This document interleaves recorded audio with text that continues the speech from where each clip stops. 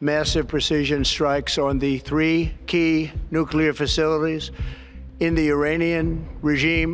Donald Trump का अंदाज सब जानते हैं, कब क्या बोले कब क्या करे कोई नहीं कह सकता, लेकिन इस बार उन्होंने जो किया वो पूरी दुनिया के लिए चौंकाने वाला है।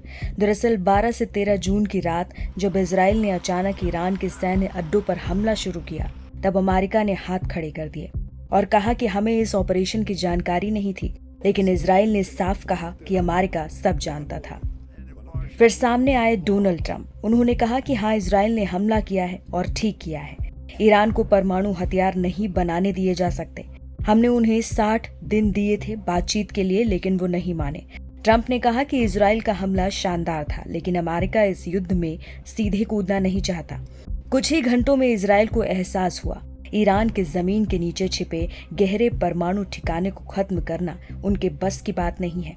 खासकर फोर्डो, नतांज और इंस्फहां जैसे ठिकाने जो 90 फीट जमीन के नीचे बने हैं। इन्हें तबाह करने के लिए चाहिए बंकर बस्टर बम, और ये सिर्फ अमेरिका के पास है। अब ट्रंप ने कहा कि 2 हफ्ते में तय करेंगे कि अमेरिका युद्ध में उतरेगा या नहीं, और तभी एक बड़ा संकेत मिला।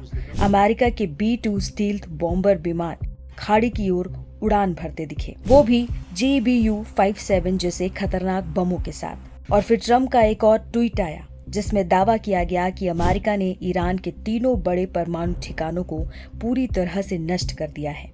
ईरान के वक्त के मुताबिक रात के 2:30 बजे अमेरिकी विमानों ने हमला किया।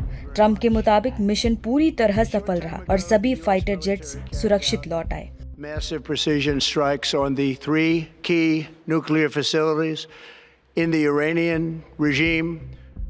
इजराइल ने कहा कि हमला अमेरिका और इजराइल ने मिलकर किया है। अब ट्रंप शांति की बात कर रहे हैं। उन्होंने अपने ट्वीट में कैपिटल लेटर्स में लिखा, now we move towards peace. लेकिन दूसरी तरफ ईरान का रुख एकदम अलग है। उनके सर्वोच्च नेता अली खामेनेई ने कहा कि फिलिस्तीन अब भी हमारे संघर्ष का केंद्र है और हम पीछे नहीं हटेंगे। राष्ट्रपति मसूद पिज़ेश्कियान ने भी साफ कर दिया कि ईरान अपने यूरेनियम संवर्धन को नहीं रोकेगा। उनका कहना है कि ये पूरी तरह शांतिपूर्ण उद्देश्य के लिए है। अब बड़ी बात यह है कि अमेरिकी हमले के तुरंत बाद ईरान ने भी इजराइल पर जोरदार हमला शुरू कर दिया।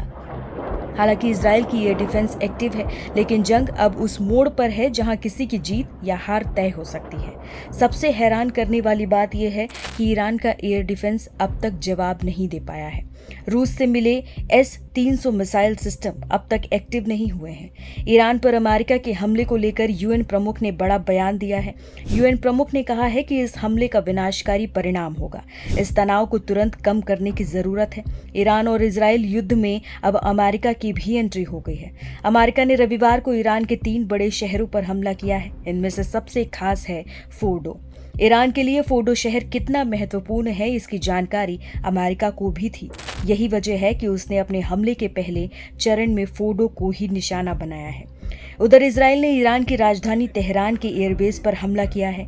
इजरायली सेना ने एक ट्वीट में दावा किया है कि वहां मौजूद ईरानी F-14 लड़ाकू विमान को बम से उड़ा दिया गया है। अब सवाल ये है कि क्या ईरान यहीं रुकेगा? क्या अब अमेरिका पूरी तरह युद्ध में कूदेगा, या फिर ये एक बड़ा परमाणु संघर्ष बनने की ओर है? अगले कुछ घंटे बेहद अहम है।